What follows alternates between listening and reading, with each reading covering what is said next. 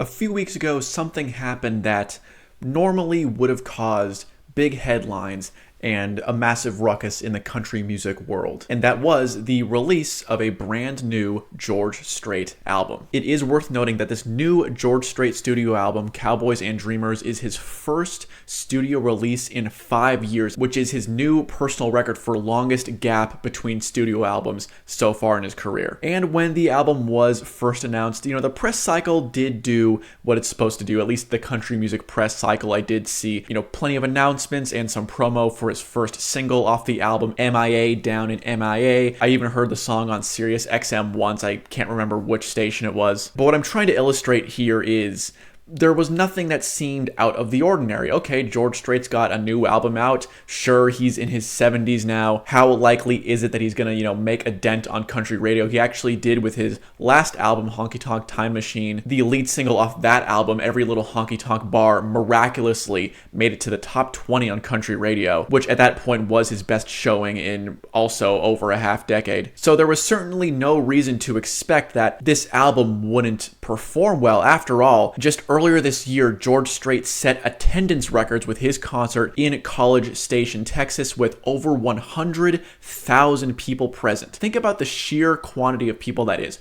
100,000 individuals paid money and sat there in a stadium to watch George Strait sing live. There is no question that even at his age and even at this point in his career, he is a massive draw, at least at the concert level, in not just the country music world, but in music in general. How many other artists out there could pull in 100,000 people for a show in any genre?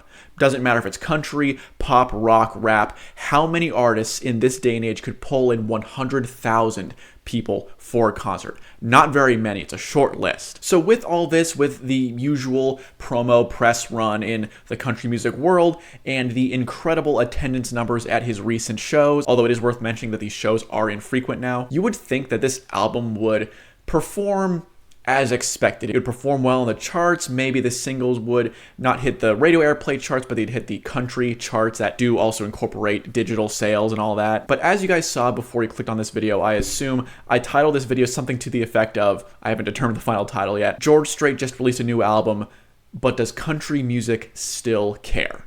And there's a very specific reason why I titled the video this way. But before we do that, let's get into my review. This is my first review that I've done in a very long time. And the way I'm going to do it is the way I've always done it in the past. I rate each song on a scale of 1 to 10. And then once this part is concluded, I tally up the score. So every song is worth 10 points. So the total possible album score is, the number of songs in the album multiplied by 10, and then we do some division, tabulate the points I awarded the songs out of their possible total score, and that is the album score, and then we give it a letter grade at the end of the day. So we'll do that first. I'll try to get through it pretty quickly for y'all, and then we will get to my commentary, and I will explain why I've titled this video the way I have. It's going to be kind of a short think piece. Now, I will divert my attention over to my screen because all of my notes are on the screen. So, sorry if this is distracting, but I'm going to have to turn and look at my notes here. The first song on the album is 3 Drinks Behind. I definitely wasn't sure how I felt about the hand claps in the background of this song. Something about this track gives me like a late 90s country feel. Maybe it's the keyboards. Then out of nowhere, there's this 80s style synth, or maybe it's a guitar or mandolin strumming on very high frets. It starts punctuating the chords of the chorus. The chorus is fine, but I do think there should have been less keys in this song. This song would have been better with a more traditional country production, in my opinion. It's a fine song, but overall, I'm not really a fan of the arrangement. I give it a 7 out of 10. Track 2 is the title track, Cowboys and Dreamers. This one starts off with a bluegrass feel, sort of out of the norm for George Strait. The lyrics are similar to one of his previous hits like Troubadour, with George Strait reflecting on his status as a veteran in the country music genre, but still having his own dreams and passions and goals, of course. One note I did make is that I could see the late, great Chris Ledoux recording a song like this. Better production overall than 3 Drinks Behind, better arrangement, some nice guitar licks, but I do give it also 7 out of 10. Track 3 is To the Moon, and when I first saw the title of this song, I was very worried that this would be a an anthem by George Strait about his newfound love of cryptocurrency, but thankfully it's not that. It's a nice love song, once again, kind of tying back to that late 90s country feel and arrangement. I don't like the strings in the background of the second chorus. One thing you should know about me is that I'm generally very opposed to strings, especially synthesized strings in country music. So that right there immediately knocked off a point for me. And by this point, I definitely noticed that this album, especially these first 3 tracks, is much more countrypolitan than anything George Strait has put out in like several decades, since the very early 1980s. Kind of a callback to like the Johnny Lee early 80s, late 70s generation of country artists. Then track 4 was a song I've heard before. That was, I believe, the lead-off single, the first single released from the album, MIA Down in MIA. This was the only song I'd heard before doing a full listen through of this album. Definitely not dissimilar from any of the plethora of island vibes country songs that have been released over the past 25 years. But so far, definitely the best song on the album. And frankly, this is one of the only songs off this album so far that I could see sticking around for a while. I give it a 7.5 out of 10. And by the way, I forgot to mention my score for To the Moon, but I also give that song a 7.5 out of 10. Track 5, Wish I Could Say, immediately starting off with keys. There are just way more of a keyboard presence on this album than I was expecting. There's even a brief keyboard solo section after the first chorus. But so far in the flow of this album, chronologically, this is the most traditional country song so far. The story reflects a common theme in country music of a guy in a bar speaking to a bartender about his how his wife just left him. 7.5 out of 10. Then we get to track 6, Calling from the Car. And this is where a shift kind of happens in terms of just the chronological flow of the album and how each song sounds. This track is the first truly traditional country song on the track list. My ears immediately perked up when I heard it. I like George immediately jumping in with the vocals too. It was a cool little change up. Gives off a traditional 60s, 70s country vibe. This does make sense as the song was written by Bobby Braddock. 8.5 out of 10. Best song on the album so far. Track 7, People Get Hurt Sometimes. Another quick vocal introduction from George. A much more traditional song yet again. In today's day and age, there's no, side A or side B to albums anymore, like there was back in the days of cassettes and vinyl records. But so far, I'm definitely liking side B more than side A, at least that specific block of the first 4 or 5 songs of the album. We get a full steel guitar solo, which is very nice. It's another very vintage sounding song. If you told me this was originally written and recorded by somebody back in the 1970s, I wouldn't be shocked at all. Another 8.5 out of 10 for me. Then we have a song which, you would expect to have been pushed as a single of sorts, but so far I haven't really seen it. I certainly have not seen it make a dent in the charts at all, and that's Honky Tonk Hall of Fame featuring Chris Stapleton, track number 8. Obviously, Chris Stapleton still very successful in the country rock subgenre.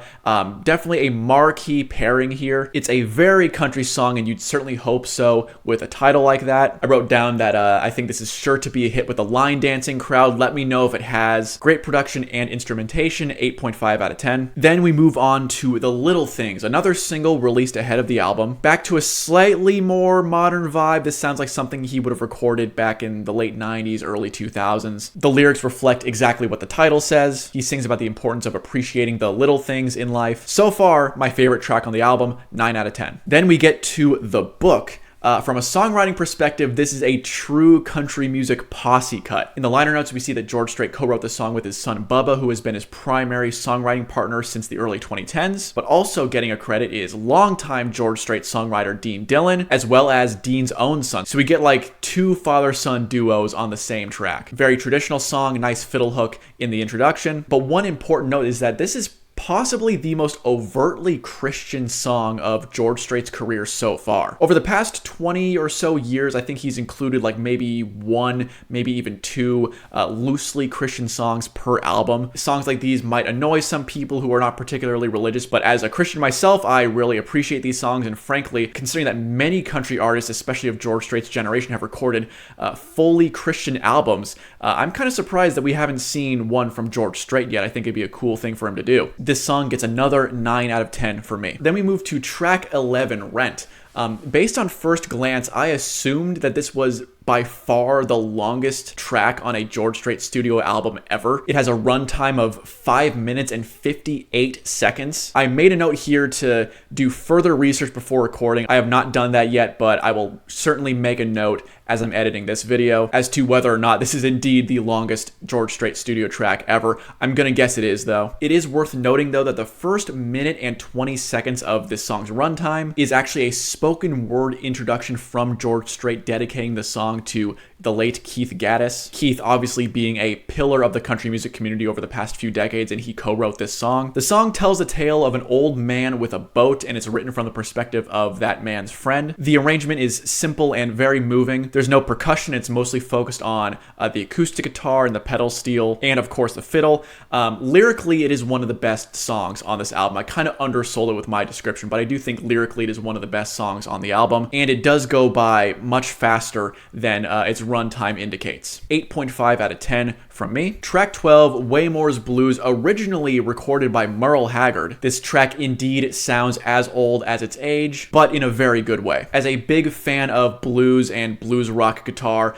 I loved the country rock beat and the bluesy guitar licks scattered throughout. Absolutely the best track from an instrumental standpoint, in my opinion. The studio band definitely got a lot of space to let it rip here. Another uncharacteristically long song for George Strait with a runtime of 4 minutes and 44 seconds, but as was the case with Rent, that's not a problem. 9.5 out of 10 for me. Highest rated track on the album. Then the 13th and final track, The Journey of Your Life. Another reflective song by George, telling the story of an elderly character, in this case, it's the speaker's grandfather, giving general life advice. Another song with stripped down production, extremely traditional in instrumental arrangement. There are strings as the song builds, but you know, you can't be perfect every single time. And it is a nice note to end the album on, 8.5 out of 10 for me. And so the final album score, with a possible total score of 130 out of 130, I gave this album a 106.5 out of 130 for a percentage score of 81.9%, coming in at a B-.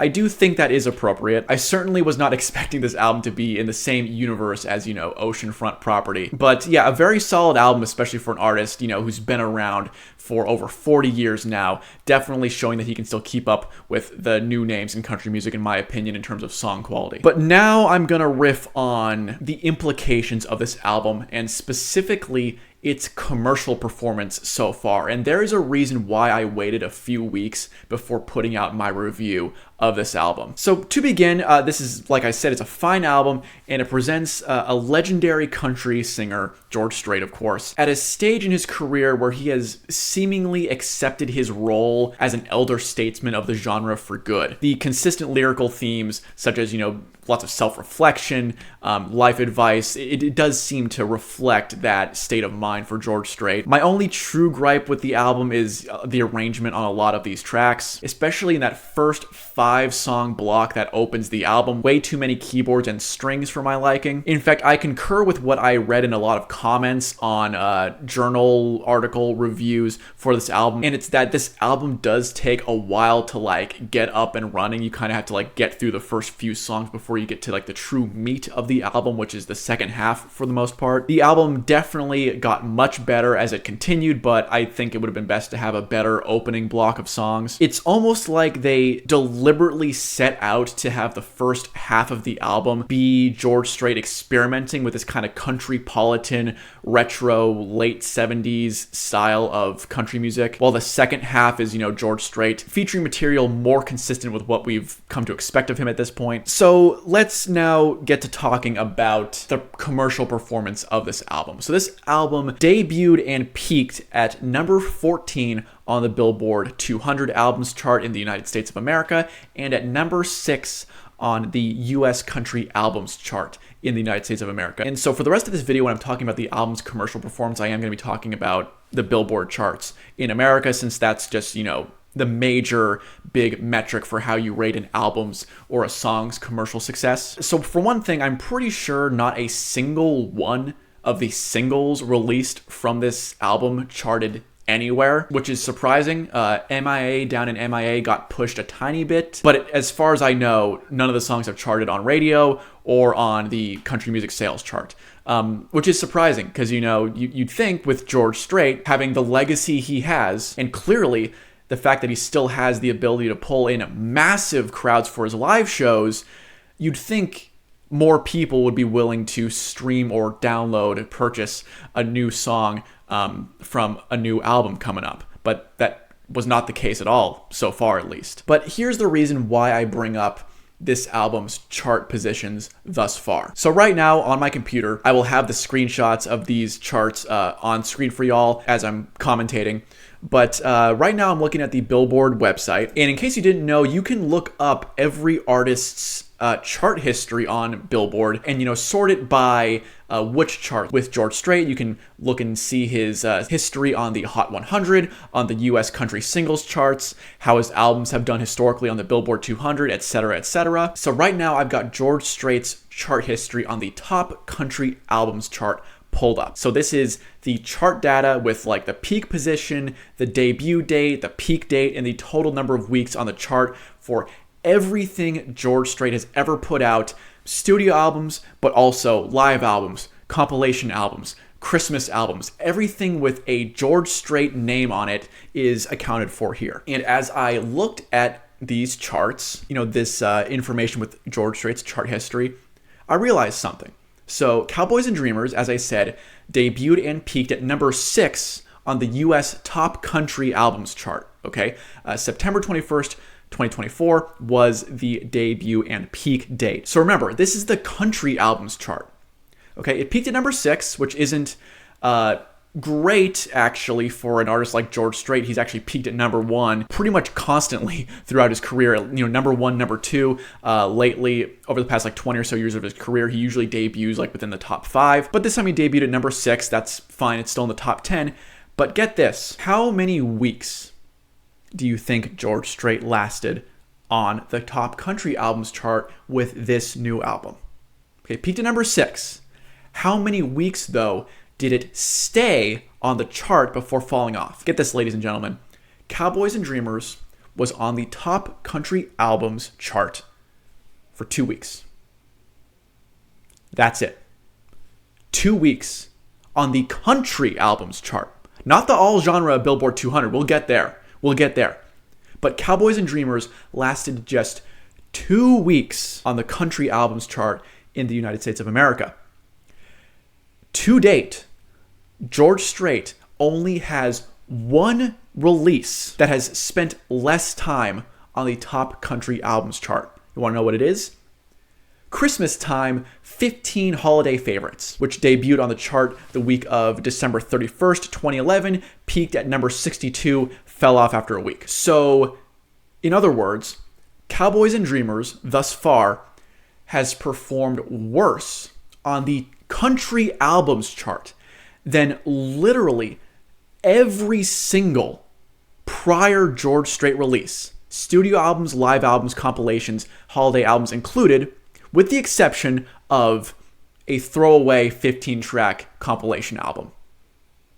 If that's crazy, believe me, it gets crazier. Let's move to the all-genre Billboard 200. Okay, so now on my screen, I've got the data of George Strait's chart history on the Billboard 200 all-genre albums chart. So that's where if you're an artist of any genre, if you release an album and it's one of the top 200 albums in the country, you end up on this chart, okay? So there's 200 slots. That's a lot of albums, okay? Now, as I said already, Cowboys and Dreamers peaked and debuted at number 14 on the Billboard 200. Also not great. In this day and age, with streaming and everything like that, it's actually not very hard to get, super high placements on the Billboard 200 in your first few weeks. So George Strait has had plenty of albums that have debuted much lower on the Billboard 200 back when, people actually had to go out and buy albums. But it's this weird kind of dichotomy where back in the day, you could have an album only ever peak at number 100 on the Billboard 200, but you could still go platinum. Whereas now you could have an album debut in the top 10, but it never even goes gold because nobody buys albums anymore. So, take the actual placement on the charts with a little bit of a grain of salt here because we are in a very different era. But what is still a pretty good metric of how popular an album actually is how many weeks it stays on the chart. So again, Cowboys and Dreamers peaked and debuted at number 14 on the Billboard 200. How many weeks did it spend on the Billboard 200? One, the new George Strait album spent 1 week on the Billboard 200. It debuted in the top 20 and plummeted after 1 week. A new George Strait album. He just filled up a stadium with 100,000 people. And his new album only lasts 1 week on the Billboard 200. And to put this in perspective, until now, there has not been a single George Strait release, studio albums, compilation albums, live albums, holiday albums, whatever, that has spent less than 3 weeks on the Billboard 200.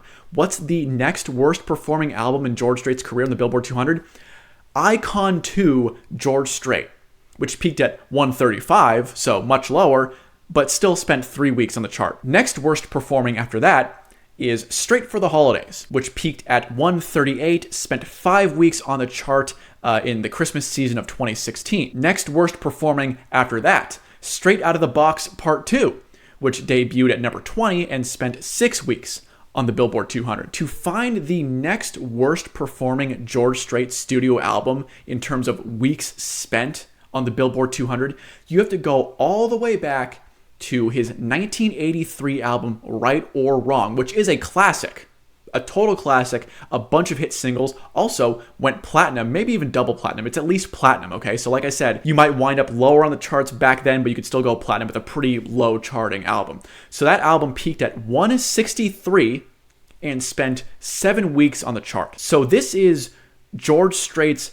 worst performing studio album in terms of weeks spent on the Billboard 200 in 41 years. And that album, Right or Wrong, at least still sold 1 million copies, because you could do that back then, right? Still a very successful album, a legendary album. I think he had like 3 #1 singles off that album. That really was the album that like solidified George Strait as one of the new brightest stars in country music at that time. So a very successful album. But that was the last time George Strait had a studio album that performed not so great in terms of time spent on the Billboard 200, okay? That's how far back you have to go. So what this means is, in terms of chart success and sales success, this new album, Cowboys and Dreamers, might literally be the worst performing George Strait release ever. And that includes studio albums, live albums, compilation albums, holiday albums, whatever else you can think of. This is the worst performing major label release with George Strait's name on it so far, period, which is astonishing to say out loud. 1 week on the Billboard 200 for George Strait, a new George Strait album, only 1 week on the Billboard 200. That's crazy. And I know you can kind of cope and say, oh, well, nobody actually buys albums anymore, but this is bad. This is, in terms of album sales, this is a flop. And I cannot believe we are now in a point in time where we're talking about George Strait flopping, but that's kind of what's happening. And I'm going to elaborate on this just before you type an angry comment at me for saying, George Strait flopped. I'm going to explain my reasoning why I think this is happening in just a little bit. But just for comparison, let's look at the Billboard 200 right now. This week, I'm recording this on Friday, October 18th. Let's see which country albums are still on the Billboard 200 right now as I'm recording this video. So as I said, let's look and see which country albums are still on the Billboard 200 right now. Remember, George Strait spent 1 week on the Billboard 200 with a brand new album. Let's just look at the country albums currently on the chart right now. At number 4, One Thing at a Time by Morgan Wallen, and it has spent 84 weeks on the chart. So he released that in 2022, right? 84 weeks, it's still in the top 5. Okay, that's a juggernaut of an album. I'm not a Morgan Wallen fan at all, but that is a huge album. At number 4, okay, still in the top 5 a year and a half after its release. The next country album, controversially, F1 Trillion by Post Malone. That is his new country album featuring a ton of new country artists on it. It's currently at number 7, and it's in its 8th week on the chart. So that's crazy that Morgan Wallen's album from 2022 is outselling a Post Malone album that basically just came out. That's crazy. At number 10 this week, again, Morgan Wallen. Dangerous, the double album. Currently at number 10, as I said, 196 weeks on the chart. Okay, 196 weeks. That's crazy. After this, The Great American Bar Scene by Zach Bryan, currently at number 13, 15 weeks on the chart. Number 15, Zach Bryan self-titled, 59th week on the chart. Number 18, once again, Zach Bryan with American Heartbreak, 125th week on the chart. Then we have country rap artist Shabuzi, who is currently just dominating with his cover of Tipsy. A lot of people, I can't believe that a lot of people don't know that that's a cover. That's a cover of a 2004 rap song by Jay Quan. I think that's like a crunk era anthem, Tipsy.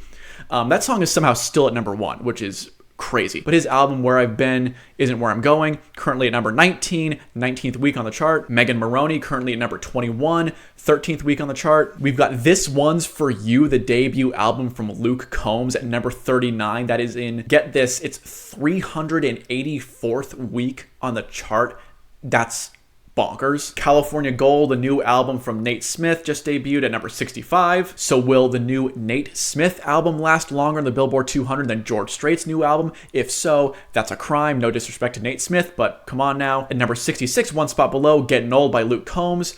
At number 66, 81st week on the chart. Then at number 72, the new neo-traditionalist sensation Zach Top with Cold Beer and Country Music. It's in its 8th week on the chart. If I Know Me by Morgan Wallen at number 78, 315 weeks on the Billboard 200. Traveler by Chris Stapleton at 84, 474 weeks on the Billboard 200. 2 spots below at 86, Religiously, the album by Bailey Zimmerman. 74 weeks on the chart. 1 spot below that at number 87, Waves on a Sunset by Tucker Wetmore. In its first week, is Tucker Wetmore gonna last longer on the Billboard 200 than George Strait? Let's see. That's just in the top 100 of the Billboard 200. What's in the bottom 100? Actually, you know what? Let's keep going because I think there's gonna be something very interesting here. At 105, What You See Is What You Get by Luke Combs, 257 weeks. 35 biggest hits by Toby Keith at 114, Starting Over by Chris Stapleton at 124, Wits at Chapel by Jelly Roll at 125. And now here's why I kept scrolling, because at number 130 on the Billboard 200 this week, as I'm recording, is 50 number ones by George Strait, currently in its 305th week on the Billboard 200. George Strait's latest studio album is getting outsold by a compilation album of his from 20 years ago. And yes, I realize a lot of that is due to streaming, but again, that just goes to show that more people are streaming from a George Strait compilation album from 20 years ago than they are his brand new studio album that came out a month ago.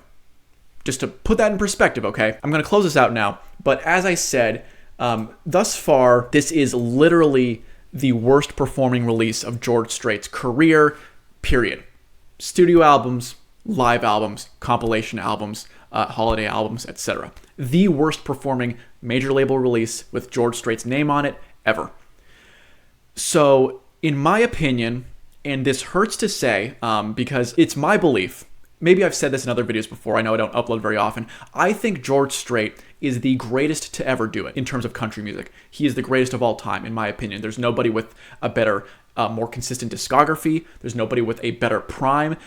In terms of just vocal talent, sure, George Strait is not a virtuoso vocalist, but if we're talking about tone, control, every metric of what makes a good singer, I think George Strait is the best voice in the history of country music, period. He's the greatest of all time. And in the context of American music in general, all genres, I still think George Strait is one of the most important and greatest American recording artists ever, of any generation, of any genre. So I'm adding that as kind of a disclaimer because I know a lot of people just like to react to what they're seeing on screen as it happens, and they're not going to watch all the way through this video. George Strait is my favorite country artist of all time, so I did not say what I just said, and I'm not saying what I'm about to say as some sort of dig at him or some sort of criticism of him. I like the new album. I love his discography. I listen to him all the time. My analysis and criticism is now more directed at the country music landscape right now as a whole. George Strait is officially a legacy act. And it took a pretty long time. It took a very long time. Usually most artists become a legacy act after like 5 to 10 years of being on top. For George Strait, he was top dog for like 30 years. Then he had another decade or so of, performing still pretty well, still being one of the top 20 or so guys in country music. But now it's final. He's officially a legacy act, which is shocking to say out loud. But we are now at a point where the average country music fan, and by that I don't mean the nerds like me or you watching this video, the average country music fan who listens to mainstream country music, who keeps up to date with who the new hot artists are, who's streaming the hot country playlist on Spotify, who's listening to the radio, they don't care about new George Strait music anymore. They don't care. The mainstream country music audience has finally moved on from George Strait. There's an old Larry the Cable Guy stand-up routine joke about this sort of topic. He might not have been the first person to tell the joke, but I remember watching a stand-up special where I'm pretty sure he told it. And I think he said he was like going to like a Molly Hatchet concert or something like that. But he made a joke that, when you go to a concert from such a band, an old school classic rock band or an old school heavy metal band from like the 70s or 80s, right? The last thing you want to hear is the singer say, "All right, here's one off our new album." Because no one cares about the new stuff. We want to hear the classics, man, right? So when they say, we're going to play one off our new album, that's when you head to the bathroom, right? Or, you grab another beer. I can't believe we're saying this. George Strait's at that point now. I think that if he had another massive concert like he had in College Station, if he filled up another stadium with 100,000 people, and he said, "All right, y'all, here's one off my new album," you'd have a lot of confused people looking around like, he's got a new album? When'd that come out? A month ago? Really? People don't care anymore. People aren't looking. The average country music fan is not looking for new George Strait music. They're done. They've moved on. I hate to say it, but looking at the sales metrics, that's what's going on right now. And like I said, it took longer for George Strait than pretty much everybody else. We should all be so blessed to have a 30-year prime where for 30 years we are the top dude. George Strait, from the moment he came in the game, from 81 till I would say 2011, 2012, 2013, so basically the early 80s to the early 2010s, there was never a time where George Strait was not a top 10 male country singer. A 30-year prime, okay? Most artists in any genre don't get that. So this is not me saying, oh, boo-hoo, let's cry for George Strait because, he's fallen off. Like, no, George Strait has had an incredible career, and I'm sure he's very comfortable with where he's at, of course. But this is just an unprecedented time. This is an unprecedented moment, and I hate saying the word unprecedented because it's, whenever people use it in politics or whatever, it's not actually unprecedented. People just don't have a good construct of history. But this is, for George Strait, this is unprecedented. This is a pretty astounding moment where George Strait puts out a new album and the general public does not care. It's shocking. George Strait is now officially a legacy act. He will still be able to pull in massive crowds at his shows. That will not change. And, nowadays, because of course nobody actually buys albums anymore, a majority of artists' revenue comes from live shows and their own merch and stuff like that. So George Strait, he's not going to be in financial dire straits, of course. I'm not saying that would be ridiculous. So he will continue to be a massive live draw, absolutely. But what I think this means is, unless this album suddenly has a massive comeback on the charts, which it could in this day and age, you never know, especially with the viral nature of online content, George Strait's career as a commercial artist, in terms of an artist who is putting out new albums and being successful with their new music, that's done. That might be done. At this point, he is now going to be like all the other artists from back in the day who at this point are only releasing new albums for the love of the game. Not because they want to, get a big hit, but because they want to do it to, fill their creative energy, right? He's not going to put out hit songs anymore. He's not going to put out hit albums anymore. Everything from here on out is for the love of the game, which in one sense, is quite poetic. And again, he's had an amazing career. It's been over 40 years, and he can finally hang up his hat maybe. But it's a shame. It's a shame that country music right now in 2024 is bigger than it's been in a while. And yet, in my opinion, the greatest to ever do it, who is considered by a lot of people to be the greatest who ever did it, he doesn't have a place in that. It's really too bad, especially because a lot of people, a lot of critics, especially now that we are, firmly a decade removed from the bro country era. They want to say, oh, neo-traditionalism is back. Oh, we've got Zach Top. We've got Megan Maroney. Oh, traditional country is back. Line dancing is popular again. It's just like the 90s. Is it really, though? Because what's popular right now isn't really traditional country. It's like the folk adjacent country that Zach Bryan's doing. And speaking of Zach Bryan, actually, to illustrate this point even further, I had a friend who recently went to a Zach Bryan and Willie Nelson show. And apparently the bill was Zach Bryan opening for Willie Nelson. And she said that, the place was packed and everyone was hanging on to Zach Bryan's every word, as, you usually see if you've seen footage of his concerts. But when Zach Bryan was done, an interesting thing happened. Willie Nelson was next up. The Willie Nelson, not some other Willie Nelson, the Willie Nelson. And as this friend of mine told me, after Zach Bryan was done, half the place cleared out. Now, she might be embellishing her story a bit. I don't know if half the place cleared out. But according to her, a lot of people headed for the doors as soon as Zach Bryan was done. They did not want to hear Willie Nelson. And again, the Willie Nelson. So it's interesting. It's like there's this new era we're in where country music is more popular than it's been in a very long time. But the new country music audience, they don't care about the old stuff at all. At all. They want to hear the new stuff. They want to hear Morgan Wallen. They want to hear Luke Combs. They want to hear Post Malone's new album. They want to hear Lainey Wilson. Some of that stuff is traditional sounding, for sure. It's very inspired by a lot of those old generation artists, but they don't want to hear anything from older artists. It's like there's this new generation of fans, especially young, like millennial Gen Z fans, who did not listen to country music previously, and they would call themselves country music fans now, but they don't want to listen to George Strait. They don't want to listen to Alan Jackson. They don't want to listen to Merle Haggard. They don't want to listen to Willie Nelson. They want to listen to Zach Bryan, and they want to listen to Bailey Zimmerman and Luke Combs, etc., etc., etc. It's a very interesting time, but I knew that when I reviewed this album, and especially when I saw how it was performing on the charts, I had to stick in this last little bit of commentary there because this is, a sign of the times. It is a true sign of the times that, in my opinion, the greatest to ever do it in country music just put out a new album, and it's a solid album, and yet the country music audience does not care. They are not here for it. What do y'all think? Let me know in the comments section. What did you think of the album? What do you think about the state of country music? And what do you think George Strait's lack of success with this new studio album says about the current landscape of country music? Let me know in the comments below. Make sure to like the video, subscribe, all that. Thank y'all so much for watching. See you next time.